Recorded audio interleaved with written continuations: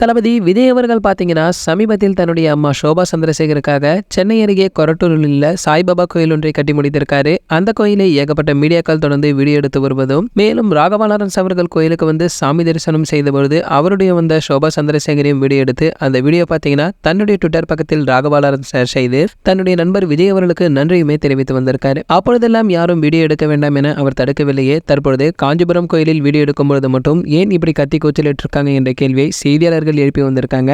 மேலும் சோபா சந்திரசேகர் மற்றும் S A Chandrasekhar இருவருமே காஞ்சிபுரம் கோயிலுக்கு சென்று சாமி தரிசனம் செய்திருக்க நிலையில விஜயேந்திரரை சந்தித்து ஆசி பெற்று சென்றிருக்காங்க.